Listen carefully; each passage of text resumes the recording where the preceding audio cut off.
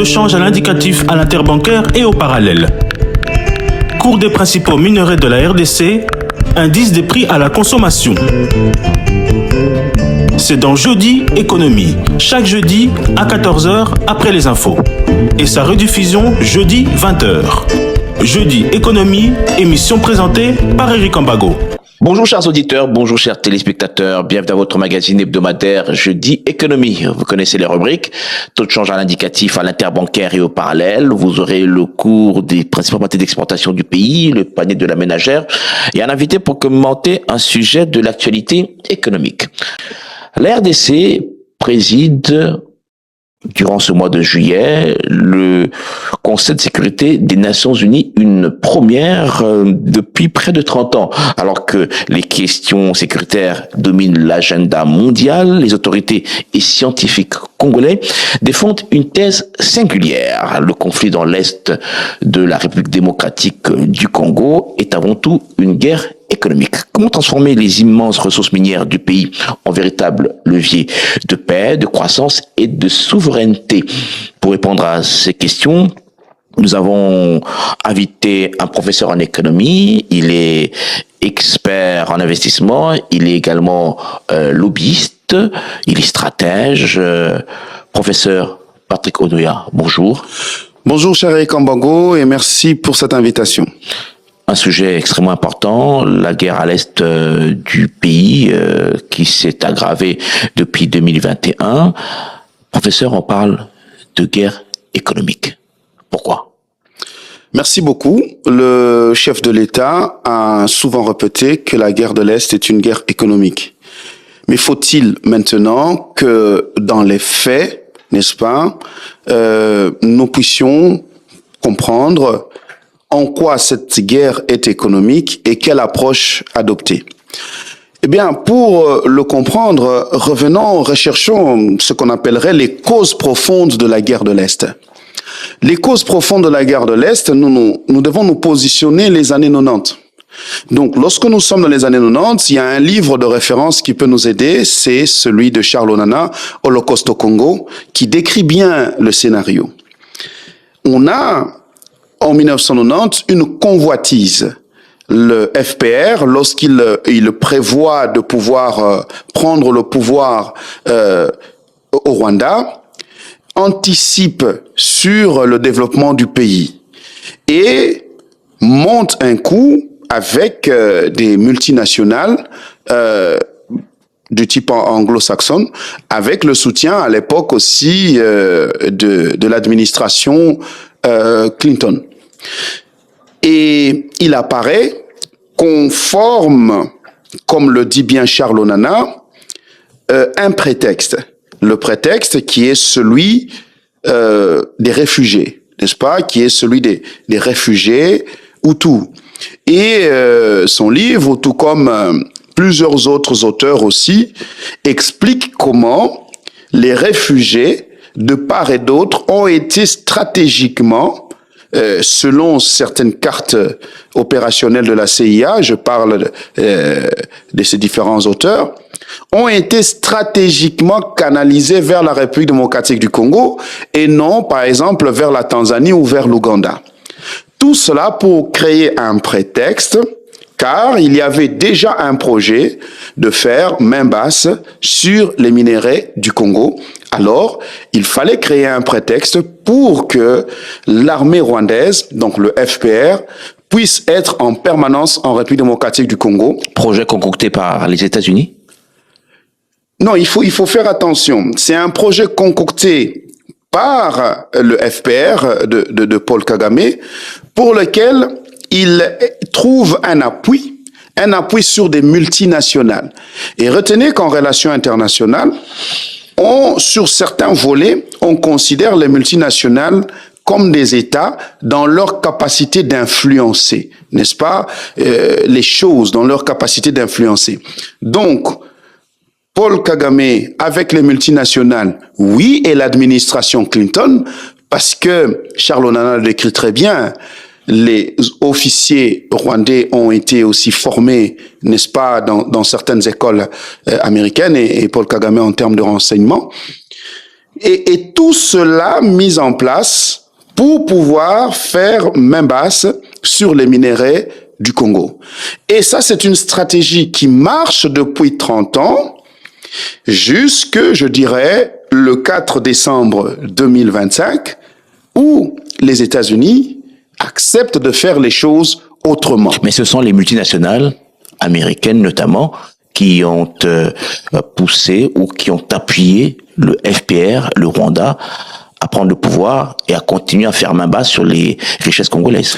Exactement. C'est pourquoi il est important de comprendre que si nous admettons, et là, il y a une grande documentation autour, même les rapports des experts des Nations Unies le démontrent, si cela est vrai, alors il faudrait comprendre que la guerre de l'Est ne peut pas être analysée seulement au niveau militaire, ou encore au niveau diplomatique, ou encore au niveau médiatique. Elle doit être analysée aussi au niveau économique. Et il faut retenir que c'est ce cocktail-là qu'il faut mettre en place. Mais permettez-moi de dire, nous constatons que le volet économique est très peu développé en République démocratique du Congo. Mais professeur, si vous dites que la guerre à l'Est est essentiellement économique, mais nous savons que les conflits sont généralement alimentés par des facteurs sécuritaires, politiques, identitaires et régionaux, pas essentiellement sur des facteurs économiques. Eh bien, comme je l'ai dit, nous menons... Il y a donc une conjonction des faits qui conduisent à la guerre. Non, vous parlez simplement de guerre économique. Nous parlons de prétexte. C'est-à-dire, la stratégie mise en place est une stratégie de ruse. Et vous vous rappellerez que dans la culture Tutsi, c'est pas moi qui le dis, c'est encore Charles Onana, il y a le célèbre Ubengwe. Ubengwe qui est la ruse, n'est-ce pas? Ça peut être traduit comme cela. Donc, un bon Rwandais doit être rusé. Il y a eu une ruse qui a été mise en place, n'est-ce pas? Pour pouvoir s'assurer de l'emprise de l'Est de la République démocratique du Congo. Et voilà pourquoi vous allez constater que dans le narratif rwandais, particulièrement du régime de Paul Kagame, c'est toujours cette affaire des réfugiés, des FDLR et tout cela. Il faut savoir que ça a été planifié pour qu'il existe toujours une raison pour eux de pouvoir être en République démocratique du Congo et faire les affaires. Pourquoi la guerre essentiellement à l'est du pays? Parce qu'on dit que la RDC est un scandale géologique. Partout il y a des minerais. Pourquoi il n'y a pas la guerre dans l'Équateur, dans la Grande Orientale, dans le Kasaï et même ici à l'ouest? C'est une bonne question. Ceci veut simplement dire, en fait, permettez-moi de paraphraser, disons cette image, celui qui est marié à la plus belle fille du village ne peut être qu'un homme fort. Qu'est-ce que cela veut dire? Cela veut dire que la République démocratique du Congo, étant un pays riche en termes de ressources minières et avec 9 voisins, doit se préparer. Rappelez-vous qu'en 1960, le danger provenait plutôt de l'Angola. Vous vous rappelez avec les ex-gendarmes Katangé, n'est-ce pas? Il y avait l'axe Chaba-Angola qui était un axe poreux. Mais cet axe a changé et actuellement on a l'axe des Grands Lacs.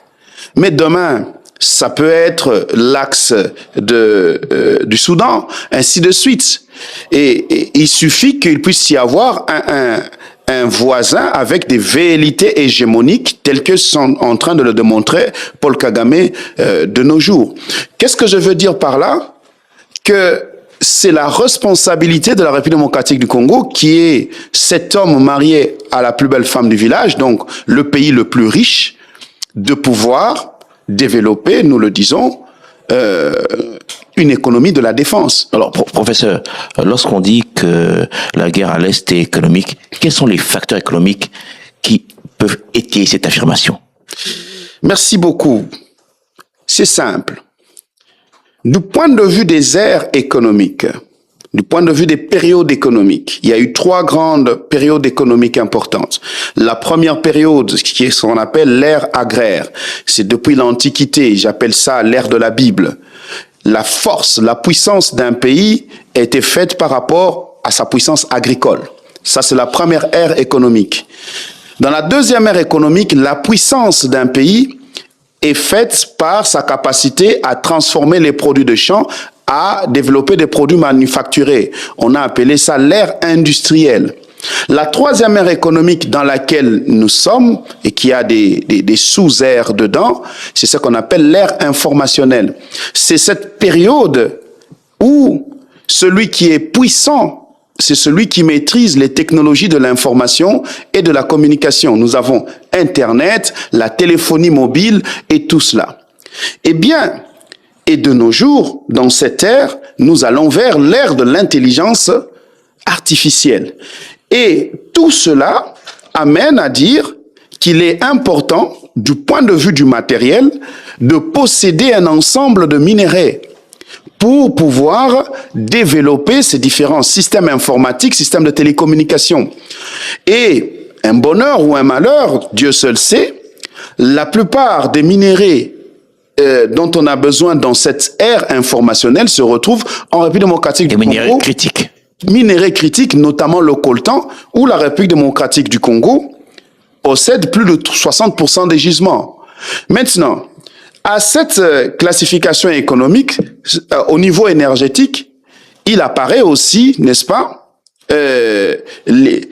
les problèmes environnementaux liés à l'utilisation du pétrole qui amènent la transition énergétique. Et dans cette transition énergétique, on veut dépolluer l'énergie, d'où l'utilisation d'autres formes d'énergie qui amènent à s'intéresser à d'autres types de minéraux plutôt que le pétrole. Et là, nous avons le cobalt et le lithium, n'est-ce pas, en ligne de mire. Lorsqu'on analyse le cobalt, le lithium, on le trouve où?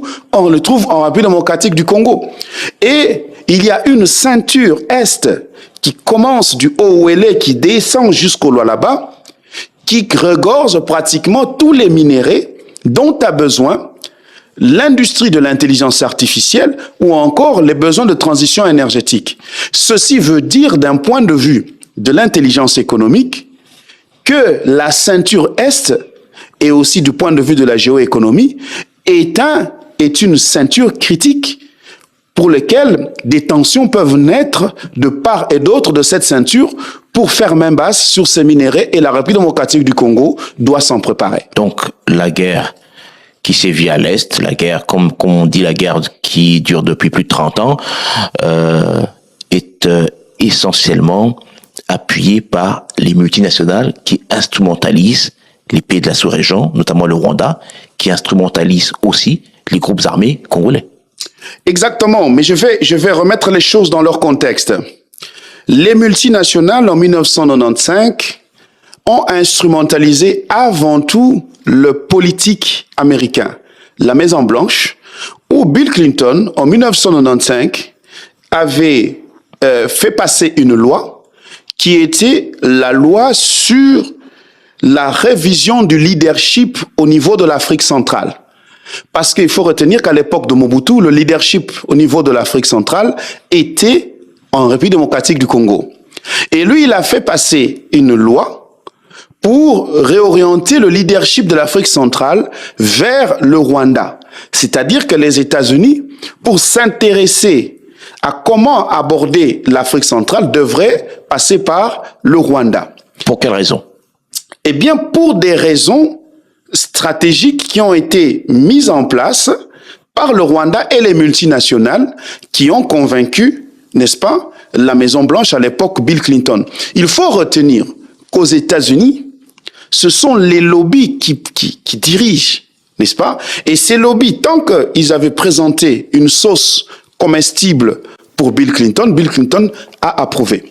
Et c'est à ce niveau-là que le chef de l'État, avec l'acte posé le 4 décembre, n'est-ce pas, 2025, venait au fait de ramener, d'un point de vue politique et diplomatique, le centre commercial, pas le centre commercial, là on va y arriver, mais le leadership ramené en République démocratique du Congo. C'est-à-dire qu'il a amené le président Trump à accepter que la République démocratique du Congo devrait redevenir maître de ses ressources et nous ne devons plus passer par le Rwanda, mais nous devons passer par la République démocratique du Congo. Maintenant, il revient à la République démocratique du Congo d'intégrer un raisonnement d'intelligence économique pour, n'est-ce pas, pouvoir, dans les faits, embarquer ces multinationales qui avaient embarqué Bill Clinton, n'est-ce pas, embarquer les multinationales dans cette nouvelle stratégie. Ce n'est pas seulement la tâche des Américains, c'est aussi la tâche des Congolais. Il y a une stratégie à mettre en place. Alors, professeur, on parle toujours de cette question de la présence du Rwanda, le Rwanda qui pille les ressources de la RDC, mais on sait également que dans cette partie du pays, il y a des centaines de groupes armés qui vivent de l'exploitation irrégulière des mines. Il y a même des no man's land dans l'est du pays. Pourquoi accuser simplement le Rwanda? Les groupes armés sont aussi responsables de cette guerre qui ne se termine pas à l'est. Exactement. Il faut retenir que la République démocratique du Congo est un pays continent. Et même de l'époque de Mobutu, Kabila était toujours présent, Kabila père, était toujours présent en République démocratique du Congo. Ceci veut dire que la question des quelques petites poches de groupes armés a toujours existé depuis l'indépendance. Mais Mobutu avait considéré que Kabila père était maîtrisable et était maîtrisé, n'est-ce pas? Mais le vrai problème, ce n'est pas les petites poches de groupes armés, mais c'est ce système mis en place par le Rwanda pour carrément, n'est-ce pas, gêner l'autorité de Kinshasa. Et c'est là où il y a un problème. Parce que le Rwanda particulièrement, contrairement à ces différents groupes armés, qui sont localisés dans des points, bien qu'ils dérangent, mais le Rwanda, carrément, est en train de mettre une nouvelle organisation, une organisation maîtrisée par lui ou par elle dans la partie du pays, imputant le budget de l'État des ressources considérables. Il faut retenir que le Goma était en termes ou est toujours, parce qu'il fait partie toujours du Congo, le troisième pourvoyeur, n'est-ce pas, en termes de recettes fiscales. On a le Lualaba avec Kolwezi, on a Lubumbashi, et puis on avait Goma. Maintenant, vous imaginez que aucun groupe armé en dehors de celui du Rwanda n'a osé prendre une grande ville comme Goma ou comme Bukavu, et même en Kwarnanga, avoir même imaginé arriver jusqu'à Kinshasa. Alors, ce sont ces velléités, n'est-ce pas, expansionnistes du Rwanda qui font que il est important que la République démocratique du Congo, donc le gouvernement, mette un accent sur lui parce que il a même des objectifs de renversement du pouvoir. Est-ce que la RDC n'a pas un problème d'anticipation parce que on sait que tous les pays qui nous entourent sont plus ou moins, comme on peut le dire entre guillemets, des prédateurs. Est-ce qu'il n'y a pas un problème d'anticipation dans les politiques publiques congolaises? Merci beaucoup. Vous nous introduisez ici parce que dans les théories que nous avons développées sur la question, nous avons développé aussi un axe de réflexion qu'on appelle repenser la stratégie nationale. Il y a effectivement un problème au niveau de la stratégie nationale mise en place pour pouvoir aborder la question de la guerre de l'Est. Le chef de l'État dit que la guerre de l'Est est une guerre économique. Nous venions de dire ici que si les causes profondes sont d'ordre économique, alors il faut savoir que si la guerre va finir, elle va finir pas pour des raisons militaires ou diplomatiques, elle va finir pour des raisons économiques. La diplomatie, les armes, ainsi de suite, étant, n'est-ce pas, une conséquence du front économique. Nous proposons à ce que la stratégie nationale puisse être repensée.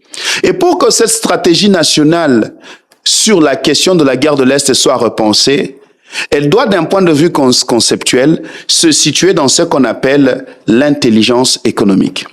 L'intelligence économique, n'est-ce pas, est cette partie de l'économie qui s'intéresse à la compétitivité, n'est-ce pas, que peut avoir un pays, mais ça se fait aussi aux entreprises, mais nous parlons d'un pays, par rapport à un autre, ou encore à la sécurité économique que peut offrir ce pays. Dans le cadre de la guerre de l'Est, le Rwanda s'est mis en compétition par rapport à la République démocratique du Congo. Et c'est le narratif que tient Paul Kagame. Il dit toujours, regardez, chez moi, vous passez les commandes, vous êtes livrés. Eh bien, moi, je veux vous démontrer que si vous passez vos commandes directement au Congo sans passer par moi, vous allez voir que les commandes ne seront pas satisfaites. Et cela s'est passé il y a quelques années avec l'Union européenne. On a fustigé, je me rappelle à l'époque avec le ministre des Affaires étrangères Lutundula, il y a eu toute une bataille sur le fait que l'Union européenne a signé un accord de fourniture en minerais 3T avec le Rwanda.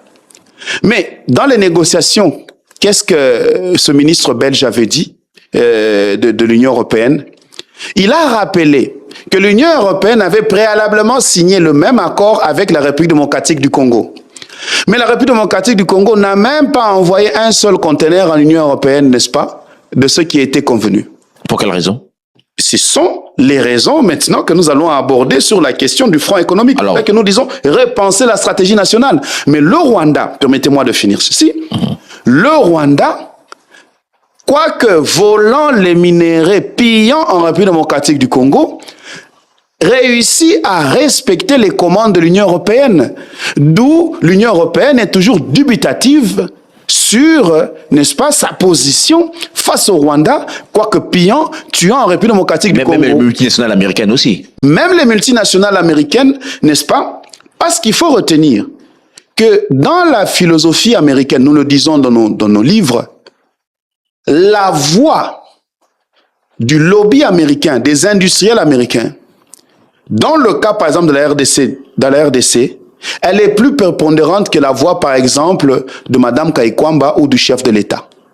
C'est-à-dire que pour réussir, pour bien emporter Donald Trump dans leur philosophie, il est important que le chef de l'État, en plus des actions que j'apprécie, telles que Ariana à la Maison-Blanche, n'est-ce pas, qui fait le porte-parole, il faut qu'il existe des industriels américains qui parlent de nous.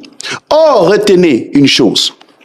Oui, nous avons signé les accords de partenariat stratégique que je soutiens, que j'encourage, mais nous disons même dans notre livre, premier livre, 15 raisons pour s'approprier le deal USA-RDC, que les Américains, entre le trading et l'investissement, s'intéresseront d'abord au trading.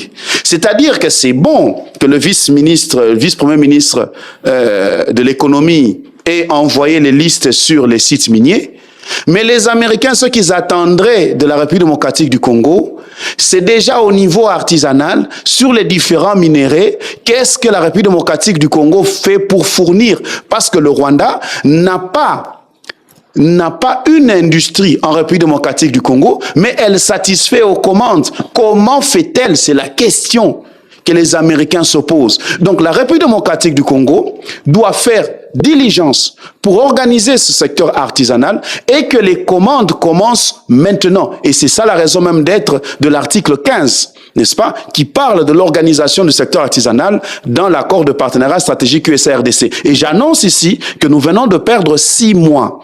6 mois depuis que l'accord a été signé, la République démocratique du Congo n'a pas encore fourni ne fût-ce qu'un conteneur. Mais le secteur artisanal est déjà assez développé, est en train de se développer actuellement.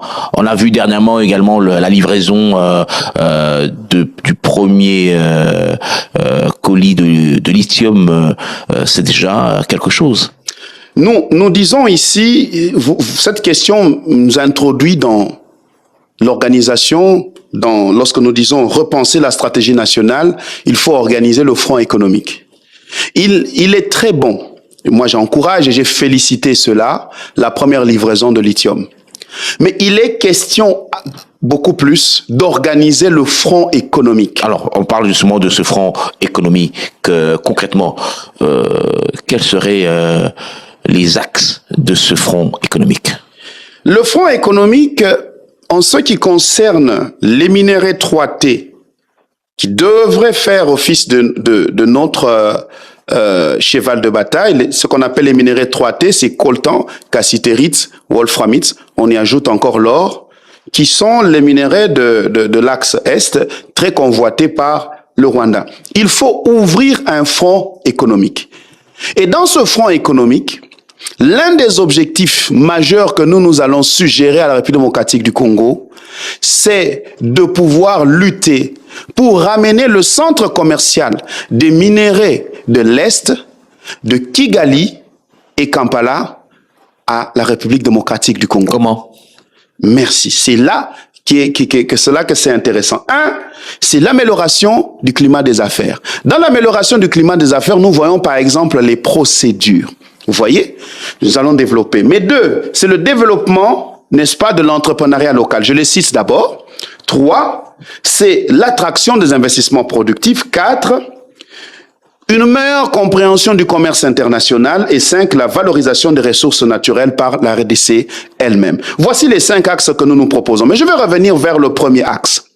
Et je vais en parler par expérience. Vous savez que lorsque vous faites la promotion des investissements à partir de l'étranger, on peut vous parler de tout, mais on finit par vous parler des minéraux. Avec mon cabinet à Dallas, nous avons reçu en 2016 un partenaire américain qui était intéressé à acheter la cassitérite. Ce qui nous a amené à faire une mission, n'est-ce pas, à Goma, mais qui nous a amené aussi à Kigali. Il nous a donné une liste d'un organisme de Grande-Bretagne appelé ITRI.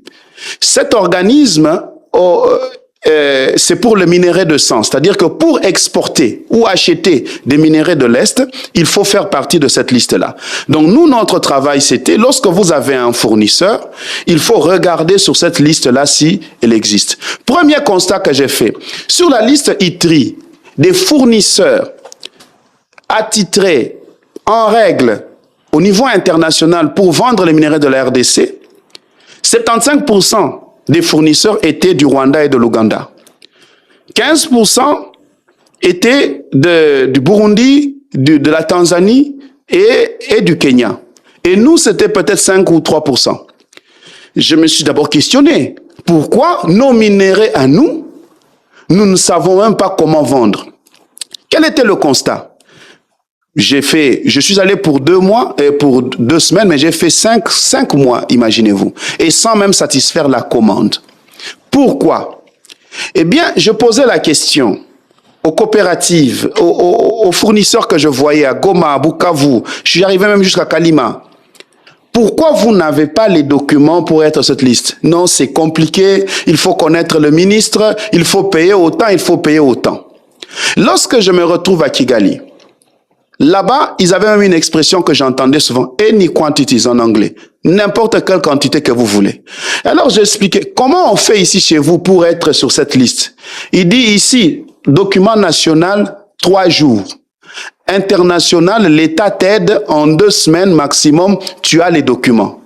Mais à Kinshasa, difficulté, où les gens ne savent même pas comment faire. Vous voyez un peu? Donc c'est le climat des affaires qui pose problème. C'est le climat des affaires qui est le premier cheval de bataille. Et en marketing, il y a un concept intéressant qu'on appelle le benchmarking. Le benchmarking veut qu'une entreprise étudie quelquefois ses concurrents pour voir ses méthodes de travail, ses approches, et de remettre en question les siennes pour voir qu'est-ce qu'il peut améliorer. Donc, le benchmarking est une approche d'amélioration de performance. Voilà pourquoi, en toute humilité, je demanderai aussi au gouvernement, quoique ce sont nos ennemis, d'analyser. Et qu'est-ce qui fait que le Rwanda soit centre commercial de minéraux de la République démocratique du Congo, particulièrement Kigali? Et moi, je vous dis, je ne le connais pas seulement en théorie, je le connais en pratique. J'ai eu en 2019 encore une commande des gens qui sont intéressés par l'or. Je suis allé dans le Grand Nord, Beni, Butembo. Mais tout le monde vous dit que pour bien faire les affaires d'or, il faut aller à Kampala. Vous comprenez un peu?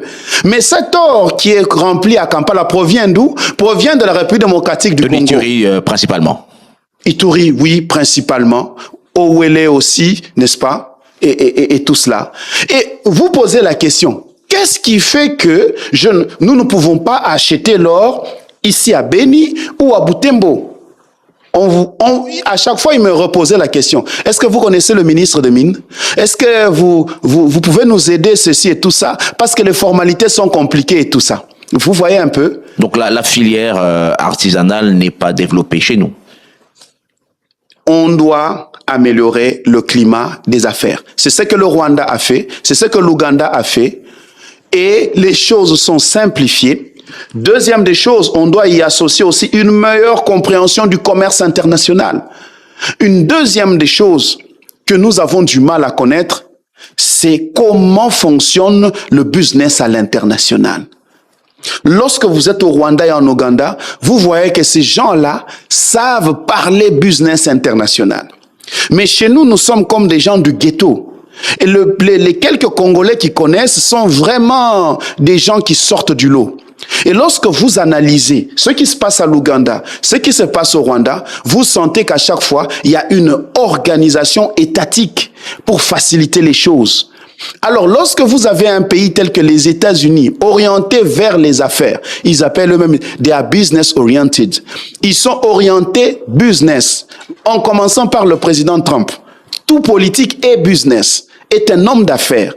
Alors, avec des gens comme ça, même s'ils ne diront jamais clairement au chef de l'État ou je sais pas à la première ministre, mais ils se poseront toujours la question, qu'est-ce qui fait que nous sommes bien fournis, on nous fournit au Rwanda et pas en République démocratique du Congo. Et vous comprenez qu'avec l'appui des lobbies américains qui peuvent être en contact avec le président Paul Kagame, ils vont toujours torpiller, n'est-ce pas, le processus. Mais c'est cet environnement, cette situation a été créée par ces multinationales qui ont créé la guerre à l'Est, qui a empêché le contrôle de cette partie par le pays. Vous savez, je me rappelle toujours ce que nous disions aux opposants à l'époque, avant 2018, aux opposants qui venaient aux États-Unis. Et certains opposants... Qui sont au pouvoir aujourd'hui. Qui sont, oui, au pouvoir aujourd'hui. Bon, certains sont toujours opposants. À l'époque du rassemblement, hein. À l'époque du rassemblement, il y avait la tournée et tout ça. Nous avions organisé aussi les événements du rassemblement à l'époque à Dallas, aux États-Unis, nous étions. Nous avions constaté une chose, que le politicien congolais amène le narratif congolais aux États-Unis. Mais on les a dit, mais attendez, à l'époque, c'était Kabila dégage. Dites-nous, Kabila dégage, qu'est-ce que ça veut dire à un démocrate? Ou Kabila dégage, qu'est-ce que ça veut dire à un républicain? Vous comprenez? C'est que il faut savoir traduire vos desiderata politiques dans le langage que comprend un démocrate ou dans le langage que comprend un républicain. On a les républicains aujourd'hui au pouvoir. Les républicains, ils comprennent le langage des affaires. C'est comme ça que je répète ici.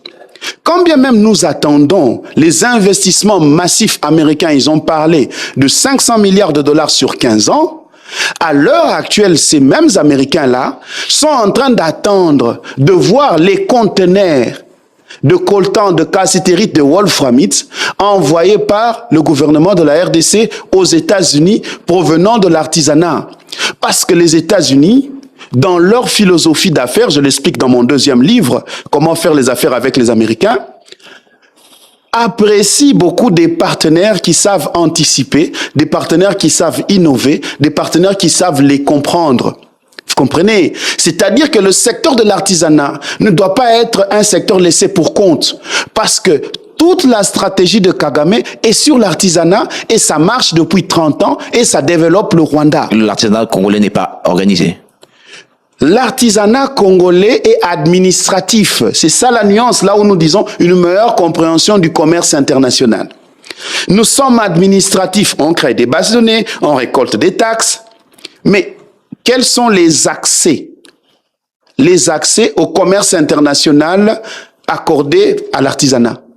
Qu'est-ce que l'État fait pour stimuler les connexions entre les artisanaux et les demandeurs américains? L'État doit financer ou appuyer les coopératives, par exemple, qui sont dans les différents sites miniers. Le financement, c'est un volet non négligeable, mais aussi les connexions, c'est un autre volet. On vend à qui? Et de trois... On n'a pas de carnet d'adresse. Mais comment est-ce qu'un artisanat a un carnet d'adresse? Mais je vous dis... Mais les coopératives peuvent avoir des carnets d'adresse. Je vous dis que au Rwanda, c'est organisé. Et retenez qu'aux États-Unis même, j'ai fait des missions même avec des officiels aux États-Unis pour voir comment la Small Business Administration fonctionne, qui est l'équivalent de l'OPEC. Ils ont vu au fait qu'aux États-Unis, c'est l'État qui fabrique les hommes d'affaires. C'est l'État qui fabrique les entrepreneurs. Ça signifie qu'à ce jour ici, il est très important qu'une organisation se fasse sur l'artisanat et que le prochain voyage du chef de l'État, non seulement qu'il puisse avoir un lingot d'or dans son sac à offrir à Donald Trump, mais des conteneurs de coltan, des conteneurs de cuivre, des conteneurs de cobalt provenant de l'artisanat devraient les précéder. Il peut même en donner cadeau à Donald Trump. C'est de cette manière-là qu'on affirme qu'on est maître de ces minéraux. On ne peut pas dire qu'on est maître de ces minéraux et il y a un voisin qui peut fournir vos minéraux plus que vous. Alors, professeur, on va vite continuer pour terminer l'émission. Alors, comment transformer les immenses ressources minières du pays en véritable levier de paix, de croissance et de souveraineté, comme on l'a dit tout à l'heure? D'un point de vue conceptuel, il faut intégrer une logique au sommet de l'État. Il faut intégrer une logique d'intelligence économique. Une logique d'intelligence économique, ça signifie que il faut qu'il puisse y avoir une vision de compétitivité de la RDC par rapport à ses voisins, notamment le Rwanda. Il faut qu'il y ait une vision de sécurisation, n'est-ce pas, des intérêts congolais, des investissements, et il faut qu'il y ait une vision de développement des affaires. Voilà pourquoi nous avons proposé, dans le contexte de repenser la stratégie nationale, qu'il existe une task force intelligence économique au sommet de l'État qui soit le tenant du front économique. Et au-delà de cela, nous proposons à ce que le département d'intelligence économique et financière qui est au sein de l'Agence nationale de renseignement puisse être sorti de là pour en faire une agence nationale de l'intelligence économique. Pourquoi? Parce que là, à l'intérieur, elle étouffe. Or, le front économique est un front avant tout de renseignement. L'intelligence économique est basée avant tout sur la collecte d'un ensemble d'informations sur nos concurrents, n'est-ce pas? Sur comment nos concurrents fonctionnent pour pouvoir assurer une souveraineté. Deuxième volet, cette task force d'intelligence économique va s'intéresser aussi à renforcer les entreprises stratégiques du secteur minier. Il n'est pas normal que les 3T, les minéraux 3T développent le Rwanda et chez nous la Sakima et la Sokimo. Sakima, qui est l'entreprise publique chargée de produire les minéraux 3T, coltan, cassitérite, wolframite, c'est une société en faillite, s'il vous plaît, pendant que le coltan est recherché à travers le monde. Problème de gouvernance. Oui. Deux, la Sokimo. La Sokimo en faillite. J'ai un partenaire qui a rigolé lorsque je lui ai dit que la Sokimo était en faillite. Il a rigolé même pendant 15 minutes. Comment une entreprise qui produit de l'or peut être en faillite? Pendant qu'on a Kibali Gold qui utilise les ressources de la Sokimo, qui est, n'est-ce pas, prospère. C'est-à-dire que nous devons nous regarder droit dans les yeux, et ça c'est le travail de la task force. Mais on doit aussi mettre en place l'industrie de la défense. Israël, par le fait que ce pays-là est constamment en guerre, a réussi à développer l'industrie de la défense, où le ministère de la Défense, chez nous c'est un ministère budgétivore, mais le ministère de la Défense d'Israël, c'est le premier pourvoyeur de financement, parce qu'ils ont développé l'industrie de l'armement, qu'ils peuvent tester à travers les guerres avec les pays arabes. Ils vendent la sécurité, ils vendent le renseignement. La question est, avec toutes les guerres qu'on a fait à l'Est, en quoi cela a, n'est-ce pas, développé l'industrie de la défense et du renseignement, sécurité, défense de la République démocratique du Congo? Parce que nous aurions pu avoir les moyens de prouver et de dire que oui, nos méthodes ont évolué comme ceci, comme cela, et on peut même les exporter. Donc, nous parlons d'une nouvelle stratégie. On a un problème de vision. L'air de c'est un problème de vision. Disons, il faut repenser la stratégie. Je pense que le chef de l'État a cette vision. Parce que lorsque lui-même a détecté que la guerre de l'Est est une guerre économique, c'est qu'il a compris. Mais il est important qu'il puisse y avoir l'accompagnement nécessaire pour la mise en place du front économique. Je félicite le front diplomatique, je félicite le front médiatique, le front militaire qui est en train de se reprendre, mais le front économique est un front à repenser et à appliquer. En un mot, en lingala, professeur Patrick Onoya n'a beaucoup ces pensées, ce que Tolobi n'a au moins sur Tolobi awa guerre RDC, c'est guerre économique et aussi l'indégénie. Guerre RDC, c'est la guerre économique, Tolobi c'est guerre eza bitumba ya nkita, eza bitumba ya mombongo. Donc, ceux qui Rwanda côté la Kibiso, particulièrement Kagame, y a liboso eza po bazo ba minéraux na biso. Ba salikop na bango na ba multinational do ba sombi ya ba minéraux wana po ba ya ko côté la biso. Cop wana ezo simba jusqu'à 30 ans. Soyi ba lobby ke eza ya mombongo. Biso toye ko loba ke. En plus, il y a front diplomatique. Mama Kaikwamba, na chef de l'État, ba osa musala kitoko. En plus, à front diplomatique, musala papa mouya yazo sa les a bien. Armée na bisope, ba komi ko bunda, traîtrise aussi la muke ezape malam. Tolobi ke bitumba wana po esi la penza. Eza bisope foto bana ko tekela ba o ba Rwandais ba tekelaka. Po ba o bazo somba esika ba Rwandais bazo teka, bango bazaki camarade te. Pokara balingara ba Rwandais te balingara nde minéré. Yango biso toye koloba boye. Eza important que gouvernement a développé une stratégie ko kende ko tekela batuana.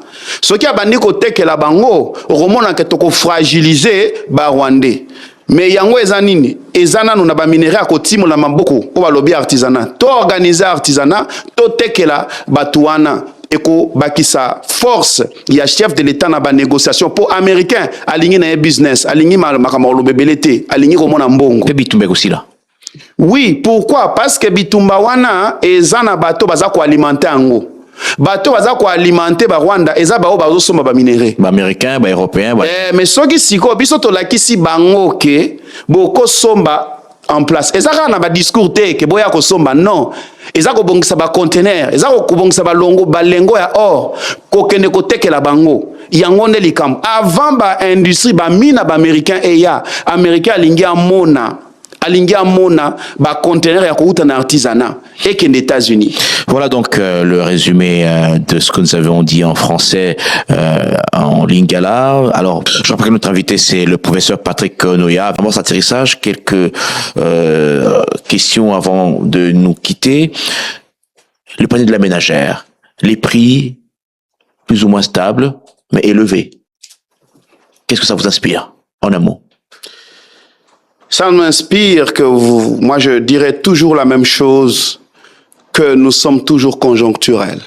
Et il est important que nous soyons structurels. C'est que le panier de la ménagère ne peut s'améliorer de façon structurelle que lorsque plus de 50% de ce qui contient le panier de la ménagère est produit en République démocratique du Congo. Deal États-Unis, RDC, il y a eu toutes ces signatures. Apparemment, tout se fait à pas tortue. Exactement, mais il y a de l'espoir. J'ai apprécié cette annonce du ministre de l'intégration régionale sur la question de l'FDLR. Vous comprenez en fait que tant que nous arrivons à faire en sorte que l'FDLR part, nous touchons sur le prétexte rwandais, n'est-ce pas? Et avec un espoir que les choses avancent.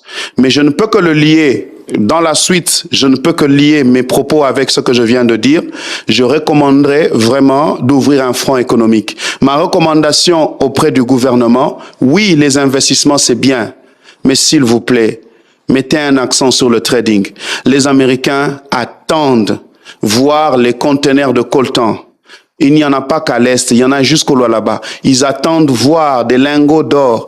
Ils attendent voir du cobalt d'abord issu de l'artisanat. Vous allez voir que les Américains, lorsqu'il y a le business qui commence, cela va booster même les négociations. Vous étiez dans le Holomami il y a quelques semaines, le chef de l'État hier, vous avez parlé changement de la Constitution, vous êtes allé là-bas pour préparer le terrain. Absolument. Nous avions eu vent de la présence que le chef de l'État allait passer par le Holomami. Eh bien, alors, nous nous sommes dit, le Holomami, vous savez, il y a une certaine réputation. C'est la province de l'ancien chef d'État. Certaines personnes disaient qu'elle serait réfractaire à Félix Tshisekedi. Voilà pourquoi nous avions pris la décision patriotique d'aller le précéder, où nous avons tenu 2 conférences. Une conférence sur le changement de la Constitution, mais aussi un atelier sur, n'est-ce pas, l'accord de partenariat stratégique à laquelle a participé à la fois le gouvernement provincial et l'Assemblée. Et nous sommes contents que les forces vives, n'est-ce pas, de Holomami reconnaissent que notre travail d'avance a beaucoup servi à la préparation de l'accueil du chef de l'État. Alors, professeur, merci d'avoir répondu aux questions de Jeudi Économie. Je vous remercie, cher Kambago, et merci encore pour cette invitation. Merci à Patrick Mugongo, merci à Grace Lema qui était à la technique, merci à Miguel Mena qui était à la réalisation, merci à vous d'avoir bien voulu suivre cette émission. On se retrouve la semaine prochaine. Éclairage sur un sujet de l'actualité économique. Taux de change à l'indicatif à l'interbancaire et au parallèle.